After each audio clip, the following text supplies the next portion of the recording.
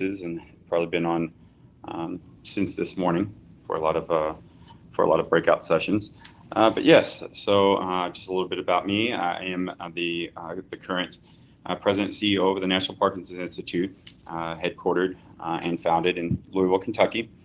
Uh, I have been working with Parkinson's patients for almost 15 years. Um, Started with MS and have really been working with neuro for a long time. And just to hit for the next, there's a little bit just about myself. I graduated from the University of Louisville with my bachelor's in exercise science and sports medicine. I have a master's degree from the University of Louisville as well in exercise physiology. And then also at Bellarmine University, a private university here in Louisville, for physical therapy. Like I said, I've done a lot of specialized areas: Parkinson's disease, multiple sclerosis, um, lots of Huntington's disease. Along with everything that I try to do is exercise based, and so I don't do your standard physical therapy a lot. Where people come injured. I usually try to work on the preventative side, and so working with Parkinson's, that was almost like a godsend because once it came out that exercise was the most important thing that somebody with Parkinson's could do, that was right up my alley. And so, one of the reasons why exercise and one of the ideas of exercise, why it is so important and so good for Parkinson's disease, is for the neuroplasticity. Neuroplasticity, it allows for smooth transitions in the brain, the ability of the brain to form and reorganize connections, almost kind of, a smooth path. But then you start to get deep grooves in that, and the neuroplasticity kind of recoats everything so you still have a smooth pathway. The physical activity facilitates the neuroplasticity of certain brain structures as it results from a cognitive function. If you've seen anybody with degenerative later stages in Parkinson's, you probably know a lot about the cognitive functions and the cognitive decline in that. And then also individual neuron pathways, those pathways, making new connections. Usually you try to make a smoother, a shorter pathway, so you're not maneuvering around. If you think about that, the shortest distance that you can make. Well, once with the decrease of the neuroplasticity, it's taking the long route everywhere. And so this kind of helps remap. And then for the ability to change through growth and reorganization. And so exercise is this is the main reason why exercise has been really found. But then also you have the physical aspects of it, of cardiovascular, muscular, balance, all of those. The value of intense physical exercise. Whenever we always say intense, I always tell people it's intense because the word intense can get people a little afraid. They're like, "Ooh, I can't do anything too intense," but it's intense to yourself. It's not intense. It's not just a broad spectrum like, "Hey, everybody's going to do the same thing at the same intensity here." It's very individual based. Defining intense exercise is raising your heart rate. Raising your heart rate makes you breathe 80-85% output. Some people, they don't really ever reach an 80-85% output, say in a Rock City boxing class or in a class designed for Parkinson's. But we do try to get them there. We always judge and base on what we know on doing prior assessments and just knowing them as they have been doing the classes for years and years. Several studies obviously have proven the value of intense physical exercise in an array of diseases. But they all vary because Parkinson's disease, as you can see on here, we have Parkinson's disease, multiple sclerosis, Alzheimer's. They're all different values of intense exercise because if somebody with has multiple sclerosis, you do not want to be extremely strenuous. You do not want to be extremely heavy weights. You do not want to exert full force. That is actually the opposite of what multiple sclerosis needs. That can actually throw them into an MS episode. Parkinson's disease, on the other hand, if you are physically able to do, say, big punches or lift some heavier weights or do intense running, that is what you want to do. You want to do as intense that you can do. And then that's where it really, really has been proven to show that it will help across the board in Parkinson's disease. Your balance, your cognitive ability, hand-eye coordination, your strength, your cardiovascular system. We've had people come into rock steady boxing classes. They might have to have a walker or a cane at the beginning of class, and then by the end of class, they don't need that anymore. They'll have somebody else care for them, or they're just walking out with it because now they're more upright. They are walking, and it is, in some people it is that fast, that instant. Some it takes time to build up, just like anything else, any other physical exercise. And the benefit to that is to change the course of the progression, to slow the progression of the disease. It's not curing the disease, it's just slowing the progression, having somebody live better with the disease.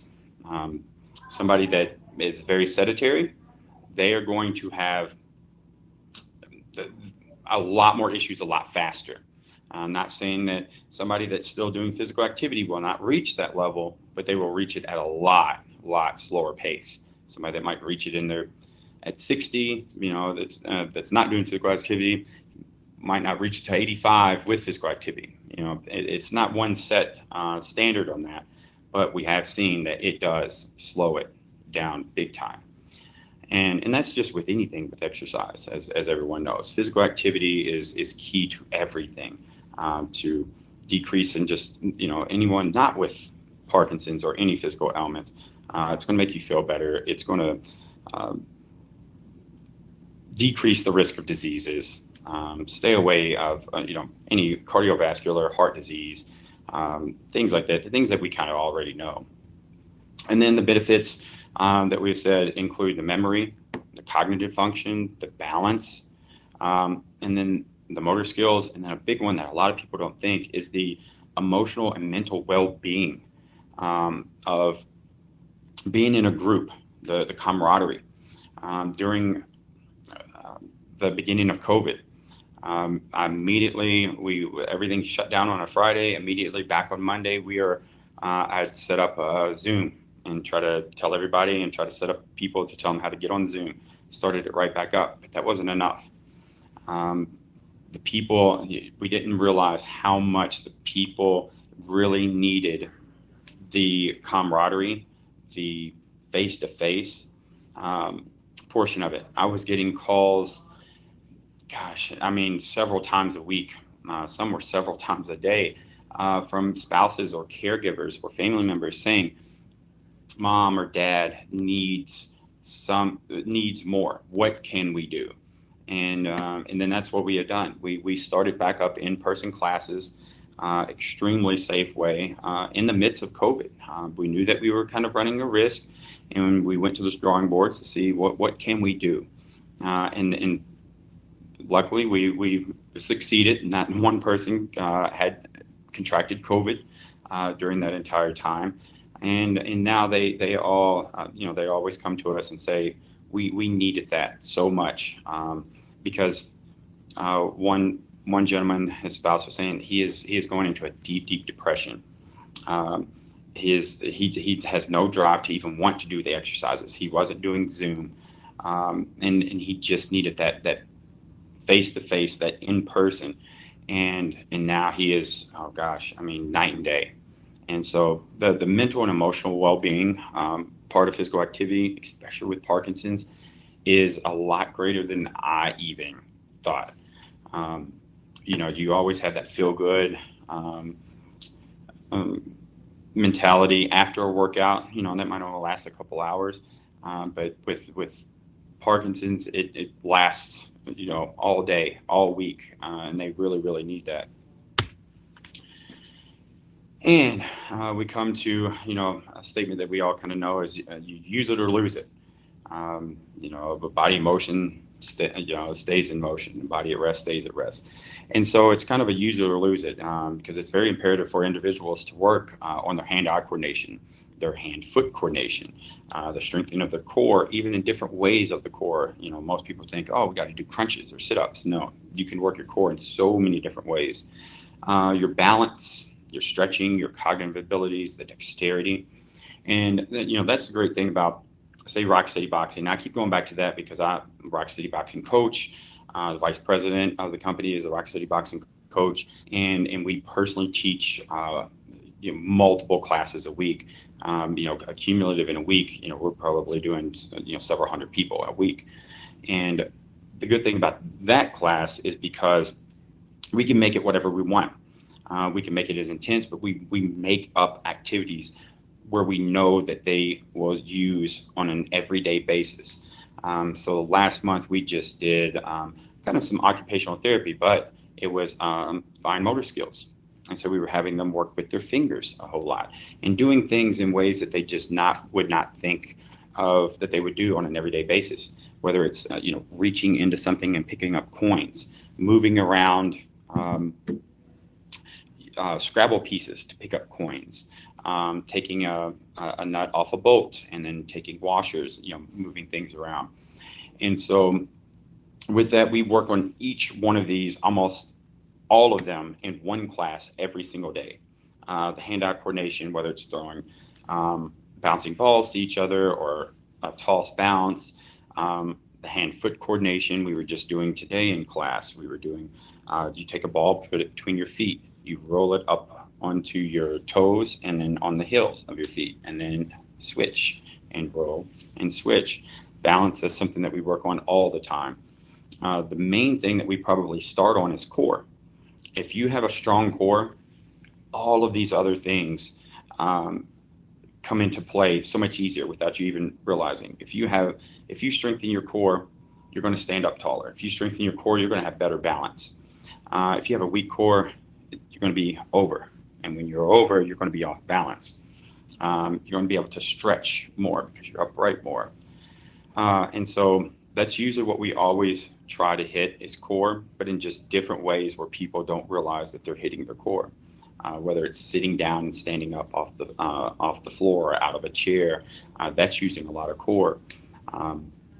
Whether it's holding a ball in between your feet and bringing your knees in, working your core, you're concentrating on and keeping the ball between your feet, but you're actually doing core exercises. So if you take your mind and put it somewhere else and take it off the core and off the exercise that you're actually doing, you're going to work it a lot harder because it's not going to wear out as fast because you're not thinking about it. In addition to the more is well-known cardiovascular and strength training. We all know strength training, lifting weights, and cardiovascular. We do have those aspects every now and then, but the cardiovascular, the boxing, that is a lot of cardiovascular. And you're getting your strength training. You're getting a lot back whenever you're landing a punch. And then as we age and our mind and body change, we must change the way that we train. I definitely don't train the exact same way as I did in my 20s, even though I'd like to think that I still can or that I do try sometimes. And then my body shuts that down really quick. You just always have to adapt and you always have to change, because a lot of people think that just because you're doing this intense exercise that you're stopping it in its tracks. Parkinson's is not going to progress, and that's not the case. You're just slowing it down. It's progressing.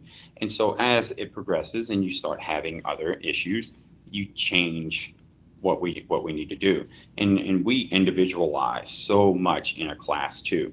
We know who needs more balance. We're going to put a little bit more emphasis on balance ones for them. We know who needs more hand-eye coordination, or who needs more, the dexterity skills. And so we're going to base that and change that for each individual person. This is about a little bit of who we are. This should have actually been at the beginning. Sorry about that. But the National Parkinson's Institute Um, our mission here, our mission is to support the fight against Parkinson's disease by improving the quality of life through exercise, education, and awareness. Um, as I said before, we have been teaching Parkinson's specific classes and programs for well over a decade. We do the rock steady boxing that I was just talking about. We do the fight back with fitness, which is more of a strength training. It's the very, very first class that I was ever asked to design and hold for Parkinson's, and that was roughly 14, 15 years ago. We also have a lot of support groups, group outings. We have a lot of educational seminars. Currently, I'm in our support center here at the University of Louisville's Frazier Rehabilitation Center. So here we're on the ground level, and it's the MPI Bill Collins Resource Center. And so here we have, small library. We have computers that people can use anytime, come down and get information. We have pretty much every, neural device or pharmaceutical company that has anything to do with Parkinson's disease or neuro in general here for people to come and grab information. And also, a lot of times in and out of here, a lot of the neurologists or neurosurgeons are in here. So a lot of people can always catch them and ask a question. And then in here, we've been having a lot of educational seminars. This month, it's all neuro. So we had one of the neurologists here last Friday. And this Friday, it'll be a neuropsychologist. And then we have, so it's all neurology. And so we have the neurosurgeons here in a couple of weeks as well. And so that's, if you need more information, there's that. But I'm not finished discussing on the exercise part of everything. Those were, I think, a little bit out of order, but not too much. But I just wanted to talk a little bit more about the, let me see, I'm going to click to exit, but then I'm just going to start this all over again from the beginning. Oh, sorry, let me just go up to, let's go right here and start this over. So this will talk about some of the physical exercise, or show you some of that again, just in case you missed it, while I'll talk a little bit more about the exercise part of it. But everything that as I said before, is that I try to do is be very preventative. So I'm constantly thinking of new ways and different ways of doing something. A lot of them people, always say, how did you think of this? Or how did you come up with this? You must think of this stuff in your sleep. And a lot of times I do, or late at night. And I just think of different ways to be able to get the same goal, but try to put them in a real world aspect as well. And so we're somebody, just like today, it was a brand new station that we had of taking a little 4-pound medicine ball. I mean, it's tiny. It doesn't look like it weighs that much. And taking an exercise step-up box and then putting that ball underneath and making them reach underneath and try to figure and find that without looking, and pick that up and then reach and put it underneath another box. So everything this month that we're trying to do are big movements, but in ways that you might have to real life, you might have to reach under the chair. You might have to reach under the couch for something. And for somebody with Parkinson's, as you guys will know, the balance, especially when you get down, off the center of gravity. And so that's why we do those things, is try to prepare them for real life scenarios. Picking up coins, picking up Scrabble pieces, all of those are going to be different thicknesses, different weights, because that's another thing, the fine motor skills and Parkinson's. So a lot of people think that, the physical activity, the exercise part of it, it's not just that, it's the fine motor skills. It is those things too that come into play. And so we that's why we have a whole mix bag of exercises in one class, because intense exercise are those things that are really hard for somebody with Parkinson's to do on an everyday basis, and they normally don't. But if they're put in that situation, we would like to know that we are preparing them to put them in that situation in the safest way that they possibly can. The same way it goes for the boxing. even though that they are physically boxing, they are raising their heart rates up really high. We are making sure that they are also not concentrating on that being tired. So we are giving them different ways to punch, whether it's being loud and counting out the numbers. So they have to concentrate on that, or concentrate on a side punch, and then the bag might be going back and forth, and now you have to concentrate on hitting it again. So when you can put your concentration on something else, you're not really concentrating on how tired you are. And then also, we try to change everything. And so if you work with anybody with, or if you have Parkinson's yourself, if you need to do something in a chair, and you need, everybody's got their days. If you're off balance for that day, or if you have restless leg syndrome and your legs just need to rest, do not ever be afraid to do everything in a chair. It is totally fine. It is totally okay. We have people in wheelchairs in our classes. They're able to do everything. I always tell them, you're not going to be able to get out of anything because I have 5 alternates for everything. And so if somebody, if you have to get your physical activity in a chair, you do it. Don't ever be ashamed, and don't not do it just because you have to do it in a chair and you feel like you're not physically getting enough intensity or activity. You are. And so, feel free, and I will get to the end of this so you guys can email or even call if you guys have questions about anything that you need an alternate for.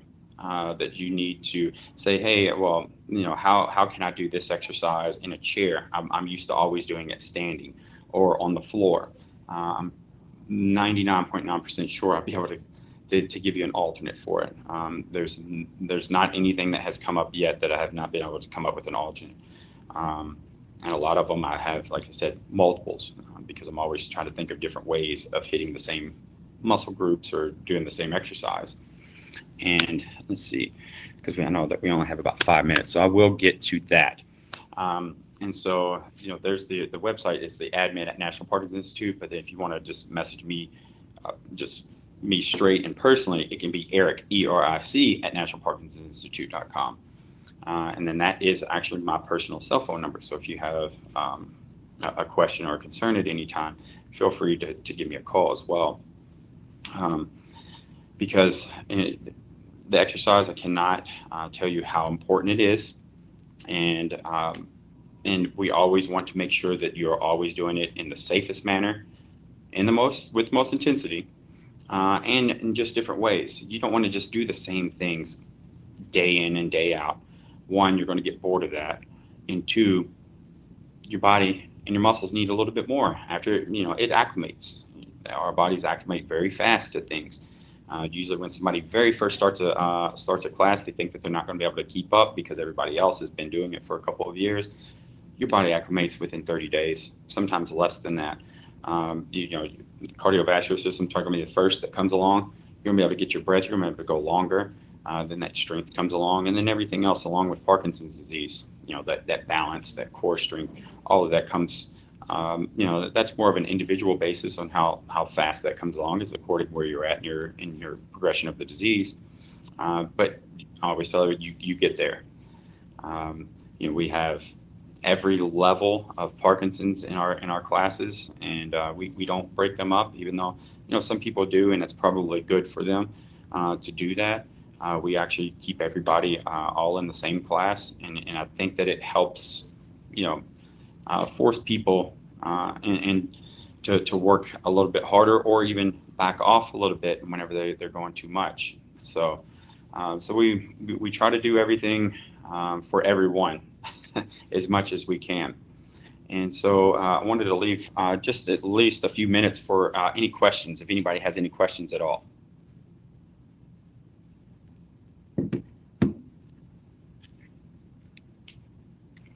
No? All right. I am still online, correct, though? Everybody can hear me? Yes, we can hear Okay. you. All right. And Eric, you actually have until 2:30 if there's Oh, it is till anything 2:30. additional. yes. If you have any I am additional so sorry things, because like I was sitting there that's okay. preparing this for just 30 minutes. No, I don't that's know okay. why I got that so off. I mean, there's actually a lot that, yeah, I mean, I could stretch this because I can go into, even a lot more specifics. What I can do is, if anybody has any questions right now specifically, I can answer those. But if not, there is a lot that I can actually go into. Okay, yeah. If you, I'm kind of checking the chat. I don't see any specific questions right now, but yeah, if there's anything you want to go into more depth on, that would be great. Yes, definitely. Yeah, because Thank you. I'm actually going to pull up some of the activities because one of the things, because I originally had a lot longer um, PowerPoint, but then once I thought it was just 30 minutes, and I don't know where I got that at. I think I had Erica look it over, and she was like, it's only 30 minutes. I was like, oh, I did not realize. Well, let's cut this down. But one of the things is, I I'm sorry. No, well now I'm second guessing myself, but I think, and Jim, jump on here if I'm wrong, but don't we have, is it 1 hour per session? Yeah, as I understand it, Eric had the whole hour. I do not see any other presenters listed as participating. I will text Erica real quick, but no, as far as I could see, Eric's got the whole hour. Oh, okay. No, yeah, that's great. Okay. Okay. Yeah, thank you. Okay. Thank you. Yeah. So one of the things I was going to touch on, and let's get back to one of the other slides again that might be better to look at. Is a lot of people that might have DBS, say deep brain stimulation. We have quite a few that have DBS. We actually just have one of our members. We call him the mayor because he does not miss. He's always there early. He's always trying to help us set up and everything. But he actually just had DBS after thinking about it for roughly 2 years, and he had just had it. But he had the surgery and was back as soon as he can be back. It was very quick. A lot of people actually have questions on, well, will my intensity increase or will it decrease, or can I still, exercise the same way, with the DBS?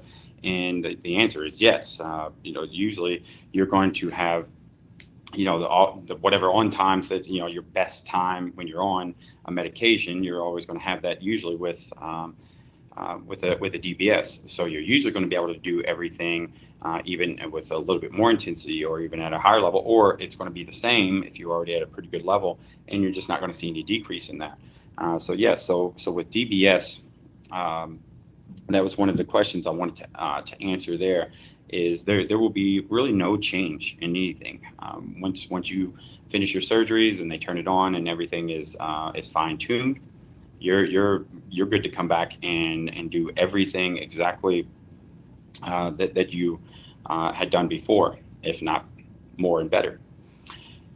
And then also I wanted to give some of the examples. Say if you don't live somewhere with a Parkinson's exercise class or a Rock City boxing or something like that in your area, some of the things you can do at home. Some of the things that I would recommend buying are some of the elastic stretch bands that everybody kind of knows about. A couple sets of dumbbells. You would like, a light set. Well, actually, 3 sets if you can, perfectly do it. To get 3 sets, because you would like a light set, because some of the things like shoulders and things like that, you want to start off a little bit lighter. You don't want to have any injuries on those and push too hard too fast. And then your medium set, that's your set that you would do most of your exercises on. So say maybe like a 3 or 5 pound set, and then a set that is probably a little too heavy for you to do, but then gives you something to work up to. So whether that's an 8 pound set or a 10 pound set, something like that, that you can progress into, because that's what you definitely, especially with strength training, you want to progress, and it doesn't have to be huge jumps.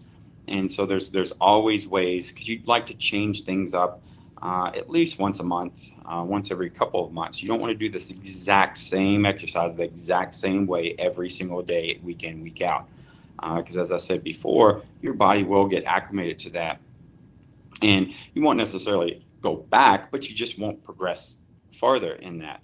And you'd like to just always be shooting for progressions. And even if, say, you only have one set of dumbbells, you're 5 pounders, and that's what you're just always doing, that's fine. You can change the way that you do things, whether it's slowing it down or speeding it up or pausing whenever you're doing some strength training. And then also, what I had done during COVID, once we realized that we were going to be on Zoom for a lot longer than the 2 weeks that most people probably thought we were going to be.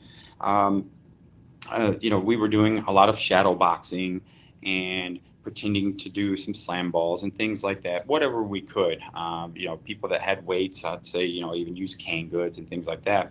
But I realized that the shadow boxing only got so far. People were not progressing in that, and you needed that physical punch, something to physically punch. So what I'd done was I had contacted a guy up in Detroit and said, hey, I need a large amount of punching bags, small little punching bags. And so took my trailer, drove up to Detroit, I think about 50 or 60 of them.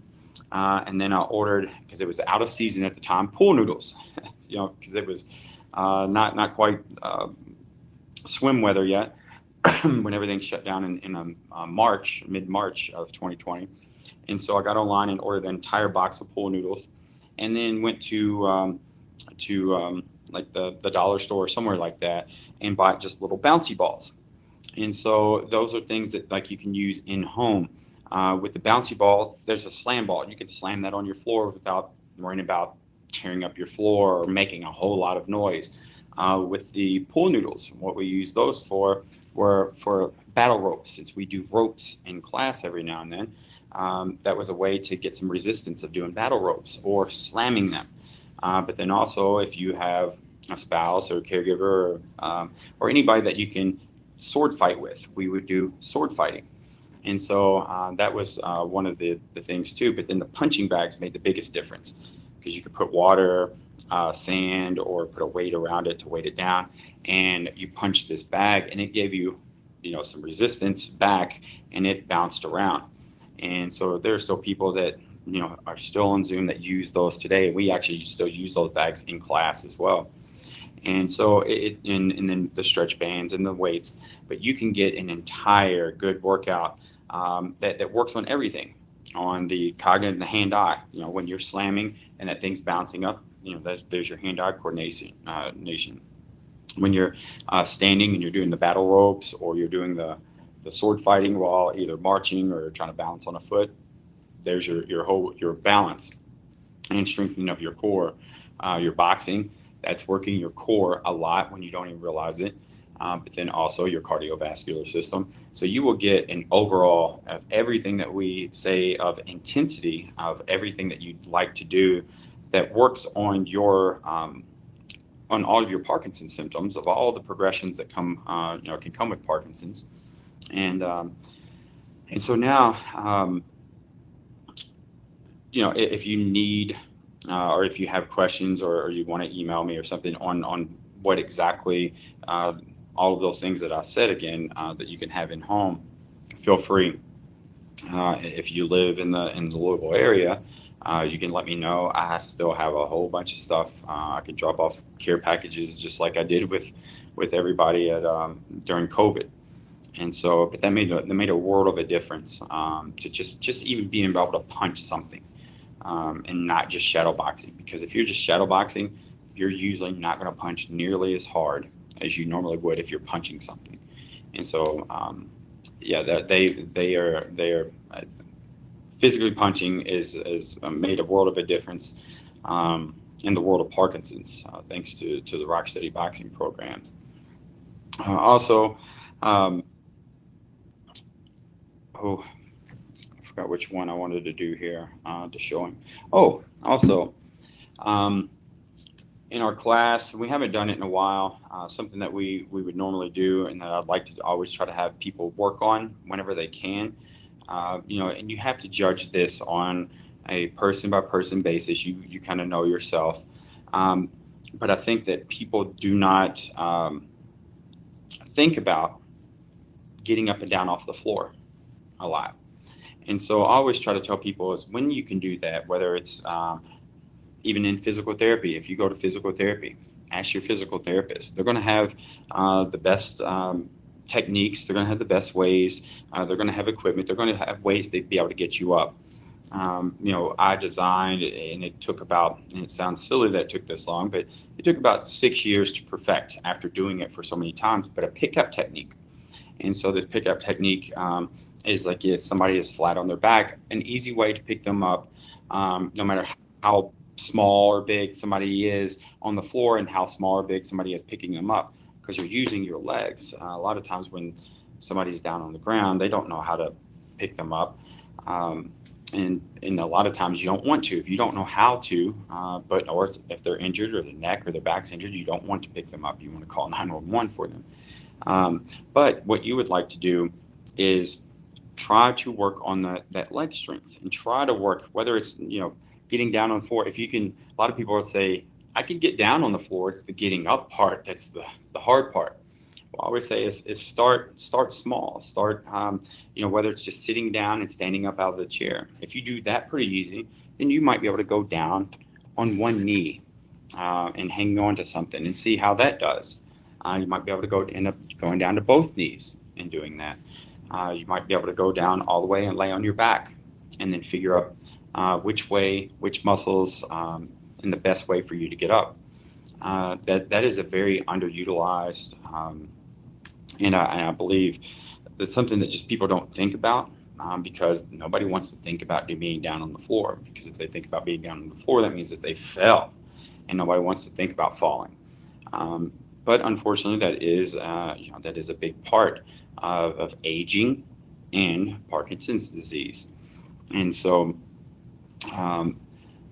Anytime that you can work with somebody to be able to work on those muscles, on all of those even smaller muscles that you don't think about that you need when you get up and down off the floor, because the last thing that you want to do is be in a situation where you have fallen and you don't have anybody around, and then you can't get up off the floor, or if you have fallen and somebody else is around but they can't get you up. And so, a lot of people in our groups before, they would always have to call the ambulance or the fire department to come and help and get them up. But if you can train, just like any other muscle, if you train your body, especially if you have that ability somewhat already, the more that you can do that, then if you are unfortunately put in that predicament, then that, okay, I'll be able to get up from this, or I'll be able to, somebody will be able to help me get me up, or help me get over to a chair, or bring me a chair to get up out of a chair. And so that is another big one. And I should have actually already had that one in here, but that should have, that's a big one that I think a lot of people don't think about and kind of lose out on whenever they say they go to physical therapy. That should be something that's really hit and thought about. Also,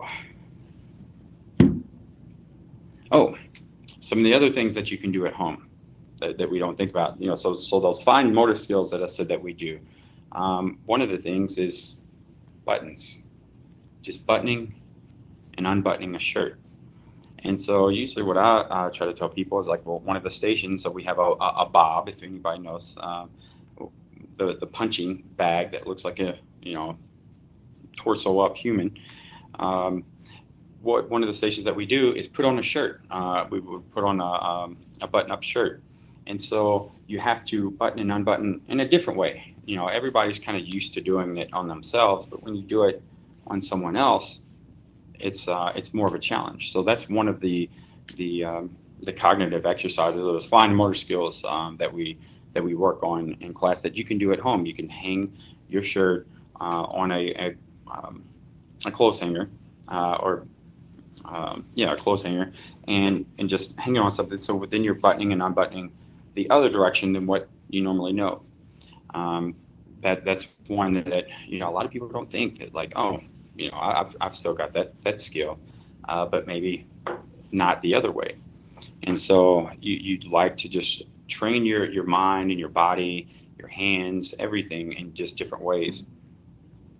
Other ways that you can get intense exercise is, if you live in a city, it's easier.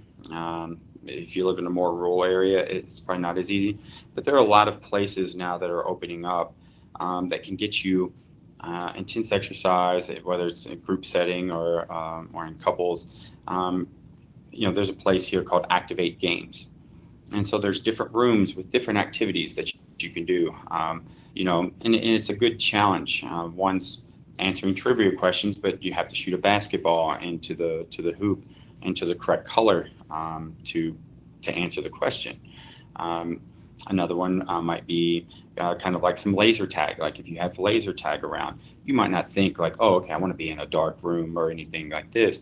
But if you have a good Parkinson's group, the leader can always ask these places, say, hey, can you have one can we have a time slot that's just for our Parkinson's group? And so that's what we do, those things a lot. Try to do a lot of group outings because, laser tag in a normal setting might be fast paced and you have to get down on the ground and look around. But when you have a whole group of people with Parkinson's disease, that is going to be some intense exercise. People are going to take bigger steps. They're going to be running around and doing things at their own pace that they didn't think that they'd be able to do. Top Golf now in Louisville, now that we have that, it's very, very popular. If you're lucky enough to have one of those in your area, people always say is, I don't know how to play golf. I'm not a golfer. Well, Top Golf is for the people that don't know how to play golf or that aren't golfers, because it makes it fun. So whether you are a golfer or not a golfer, that place is really fun, and it's a whole different exercise and intensity than other exercises that you're normally going to do. And then there's things that you can just do that you already know, or that you probably already do, is whether it's walking around the neighborhood or going to a park, and then also just trying a few things. Now, granted, it's all person-on-person basis.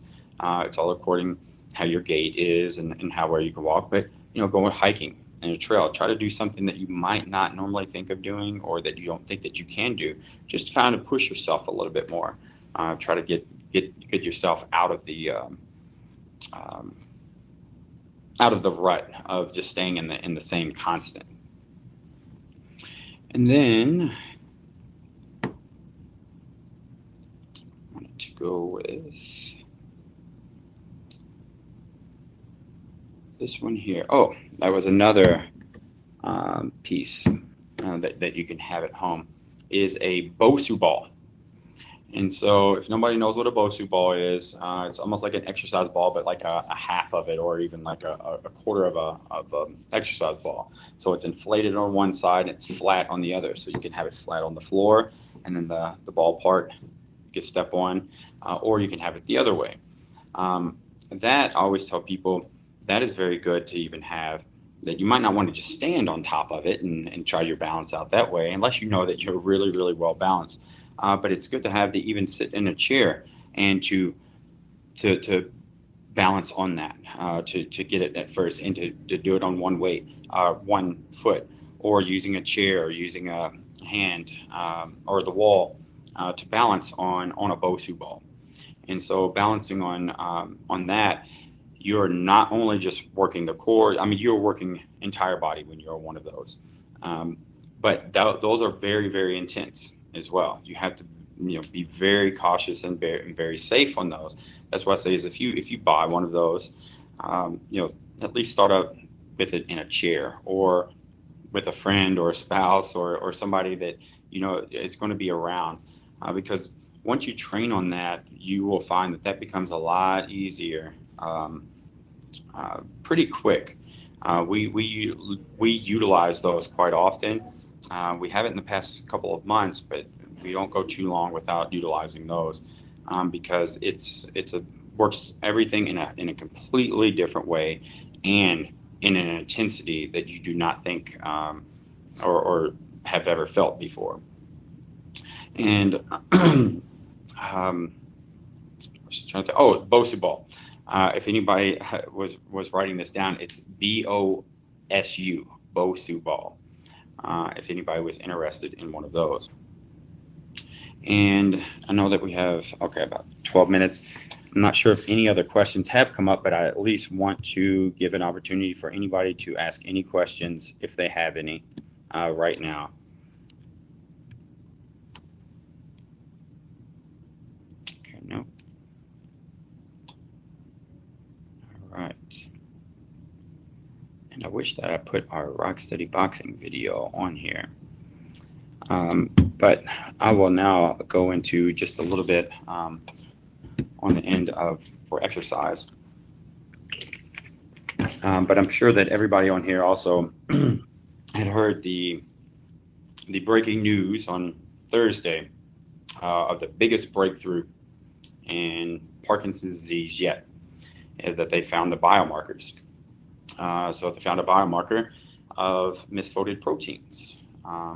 And it was found in spinal fluid of about 1,600 patients at about a 93% success rate. And with that, now they can fast track. They can fast track, new medications or possible cure or putting a stop, early diagnosis, things like that. And so we are very excited just to see where this goes, and especially where this goes in an exercise aspect, because with that, how much does exercise help with that? How much does it play a part into helping keep down those misfolded proteins? Because I know that it said that in the study that once they come in contact with the other similar proteins, they misfolded those as well. And so we wonder if, because we do know that it slows down the progression, but does it slow it down on a physiological, muscles, just like with anything else, when you exercise and, you're just going to be healthier and you're going to feel better and you're going to be more limber and stronger and all of that? Or does intense exercise actually help in this aspect too? So there's going to be lots of new studies that come out from this breaking news. And so what we're doing here at National Parkinson's Institute, and you'll hear more about this in the coming months, especially after our gala next month on May 20th, is that we are hoping to build a big research facility. And so one of the big research facilities that we would like to do is a lot of exercise-based, physical therapy-based, a lot of physical-based studies, along with your typical research that you would normally have in labs and things like that. And so now with this biomarker breakthrough, and so now we can start thinking of different ways, because this is huge. It's so big. It's good that it's here now. It's unfortunate that it just took so long, but now that it's here, at the pace that things will be able to happen with Parkinson's disease is going to be so much faster. It's going to be so much greater. Everything is just going to be so much better for early diagnosis and just everything for the future of Parkinson's. And so we're very, very excited about the research facility, the headquarters, the everything that we have. We want to do everything under one roof. We want to bring in every aspect of what's the best around the country. Michael J. Fox Foundation and David Finney and Parkinson's Foundation, everybody, try to bring everybody all together, all in one, and come together for the greater good of Parkinson's disease. And so what I will always do is still be preventative, always do everything on the physical and exercise-based side of everything, because we do know that works. We do know that slows down the progression, and we always want to continuously we should just do that in our daily lives, whether you have Parkinson's, whether you have MS, whether you have nothing at all going on. You want to always base your life around physical activity, being active, because that is what's going to stave off every other disease, every other um, disorder, and just make you overall feel healthier. And so I thank you guys. I thank everybody that's on here for being here today. And sorry for the mishap on the half an hour to an hour, but I knew that I had a lot of extra stuff to be able to stretch this. So I want to thank you guys, and please feel free to, let me get to the end of this, to reach out. You can email. You can also go onto our website at nationalparkinsonsinstitute.com, and you can get a lot of information on there. We are constantly doing PD 101s on there.